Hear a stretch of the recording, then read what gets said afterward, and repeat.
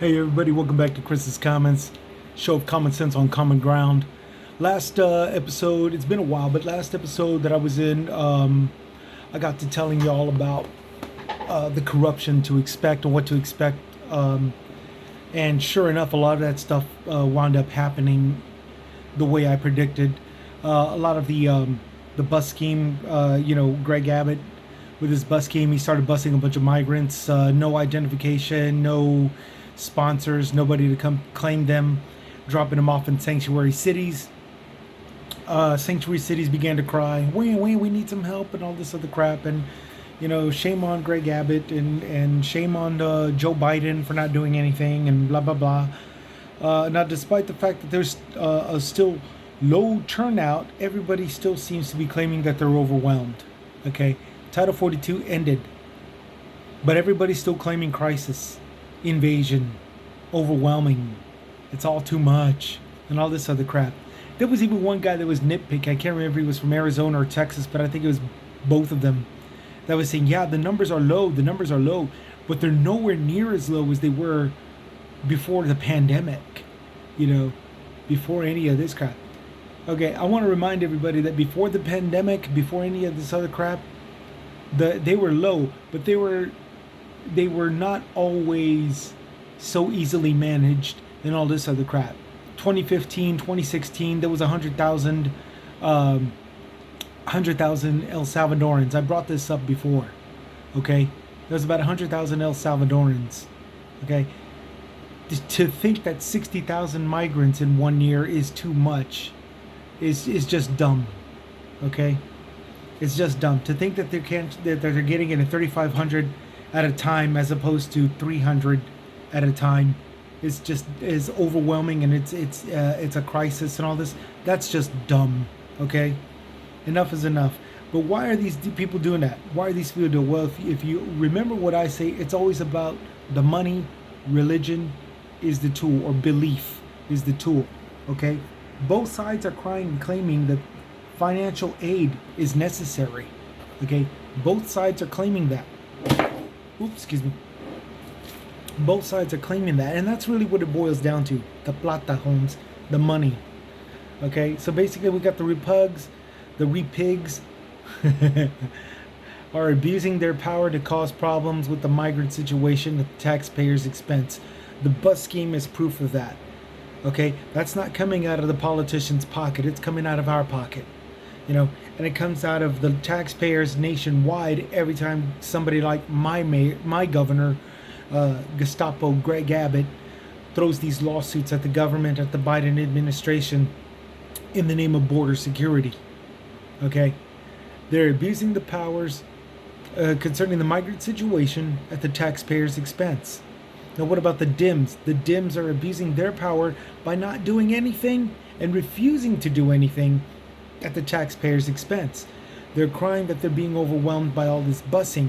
They're crying that they're being powerless and all this other stuff, and they're demanding that Biden does something.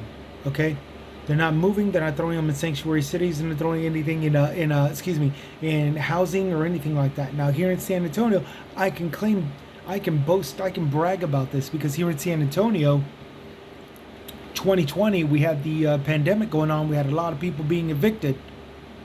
So what did my mayor do? My San Antonio mayor worked out a deal with some hotels. With some hotels where they housed a bunch of homeless people.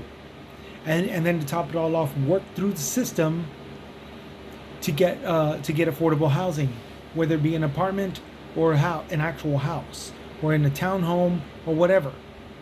Okay? Or a mobile park, whatever, any place and every place that they can put them in. They worked like a team to get that done. These bigwig Democrats that are in Chicago and New York and DC, they're all claiming that Biden is not doing enough, despite the fact that Biden's a president. He's not in charge of that little area. These governors and these mayors are. They need to work it out. They need to sort things out. They need to step up and step on it.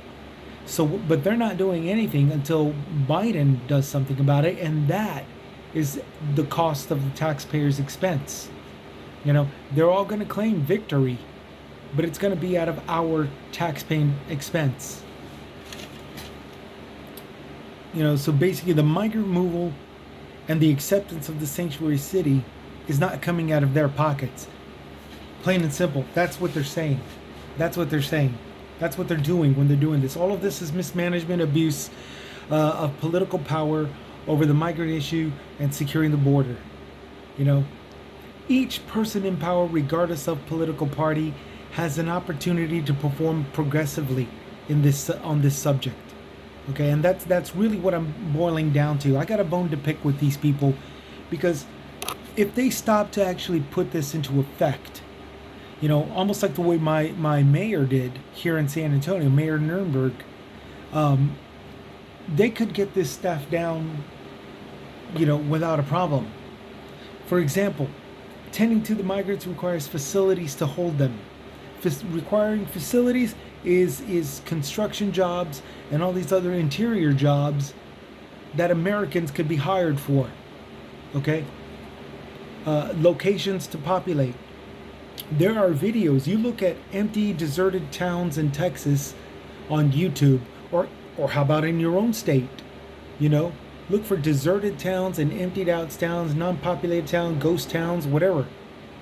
You look at it, you'll see populations that are minimized throughout the century. Okay, whether it be because the railroad was no longer in use, the highways have changed, the interstate has changed, Amtrak is no longer going through these towns, bus routes have changed also, because people are going more towards other cities and all that. Whatever the case, drought, something natural, disaster, drought, or maybe it's because the generations have decided to fan out and leave behind the previous generation's home and land. Okay, whatever the case, there are towns that are emptied, and there's miles of them, not just acres, but miles of them. So locations to populate is one that's a very serious and most progressive, productive way to do that. Repopulate abandoned towns. That is something that's worthwhile on our tax-paying expense, and then in fact make it a little cheaper for those of us who are putting our hard-earned efforts here in our cities to have our houses that we want. Put us along in the mix. Screw it. These facilities also require these facilities and locations to populate also require education. More jobs. Speak our language. If you're deaf, learn some sign language. Teach others sign language. Stuff like that. And care. Vetting requires jobs as well. Vetting requires a lot of paperwork, clerical jobs, agents, community workers, doctors, shrinks, parolees, so to say. I'm not sure if that's the politically correct word, but a person of a parole, somebody to keep tabs on the migrants while they're in these populated areas, these empty towns that they gotta revive. Okay. Agents and community workers, doctors and shrinks. That's a lot of good paying jobs that could be put to good use. Okay, Americans that can study the linguists and whatever and learn their language, the migrants' language, communicate with them and educate them and all this good stuff, while keeping an eye on them, keeping tabs and making sure that they follow the vetting process accordingly. Okay. Training and education. This mostly pertains to them, getting them jobs, yes, but teaching them to pay their fair share of taxes as well. We could be getting some business owners that knows how to make $1 million on the internet. We could get an OnlyFans person, model that can make $1 million bucks, in a year. Teach her to pay her fair share of taxes as well. Educate them that way to be a model citizen. And I also mentioned medical field doctors, physicians, pharmacists. You got some people that that might have some health conditions, diabetic, you know, doctors, pharmacists, all of those people, you know, all of those American jobs could be placed in those towns where the migrants are populated. Okay, where we're repopulating those empty towns with migrants, and American jobs could be done in taking care of them, facilitating, as well as educating and training them for work. Okay, those could all be American jobs, teaching, taking care of, and all this stuff, while vetting them appropriately. Okay, so why doesn't the Repigs and the Dims, the Democrats, why don't they do that? Why don't they do that? Now, why don't the liberals, for that matter, why don't the libs do this? I'll tell you why. It's because all of this that requires American construction and form and infrastructure and all that, all of that requires investments. Okay, and an investment is something that our political leaders don't want to take the chance on. Okay, and that's the problem right there. Okay, we could have had this organized as far back as 2016, when we had that huge influx of El Salvadorans that migrated over here, 100,000 plus.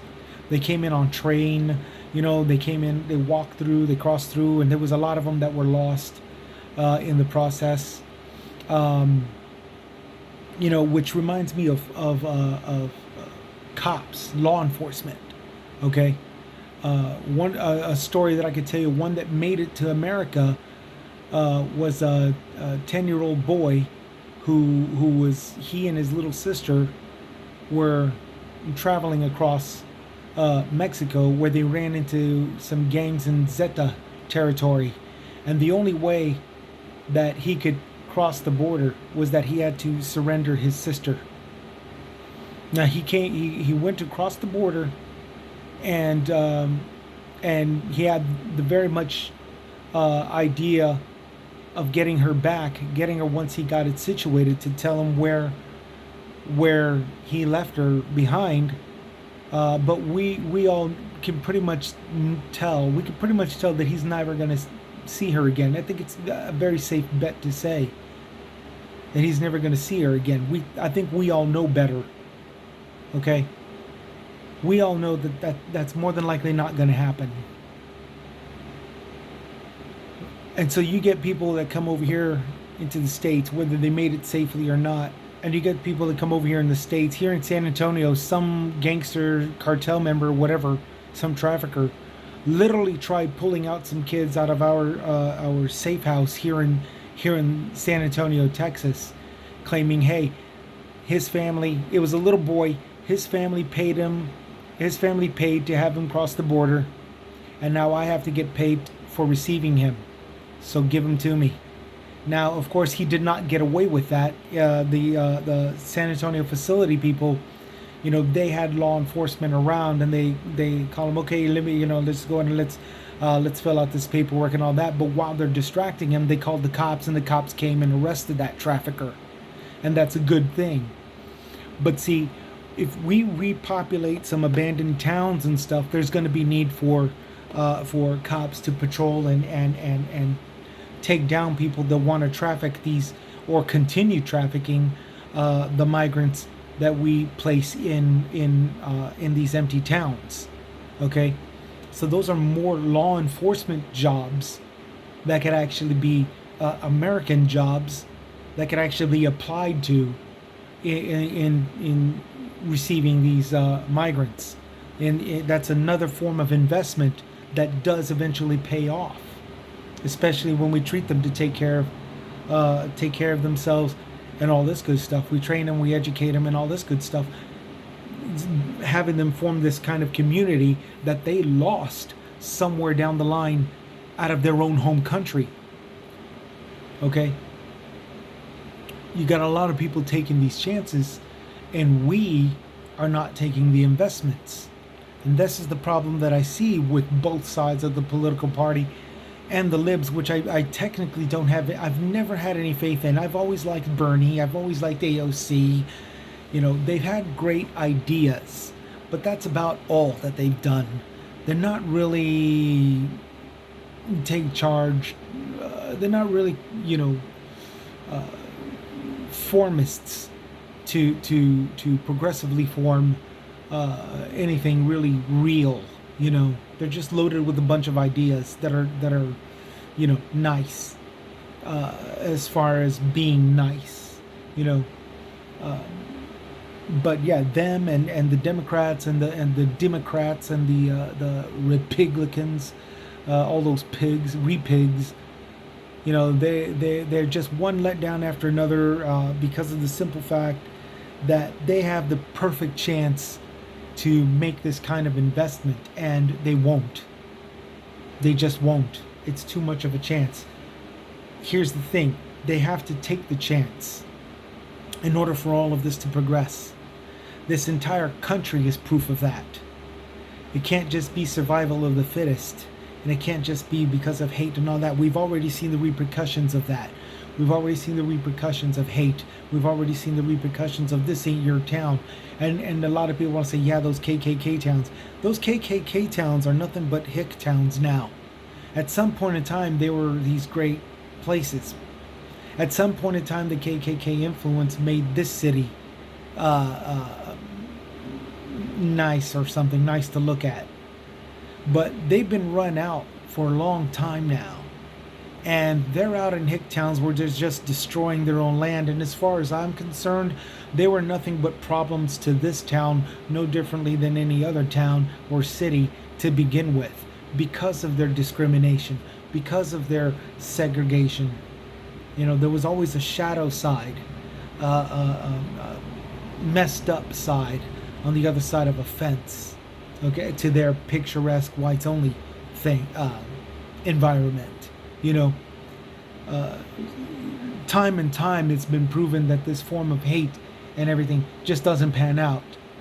It doesn't pan out. What pans out is the community built, regardless of hate, anything that leads to hate. You understand? Hate driven.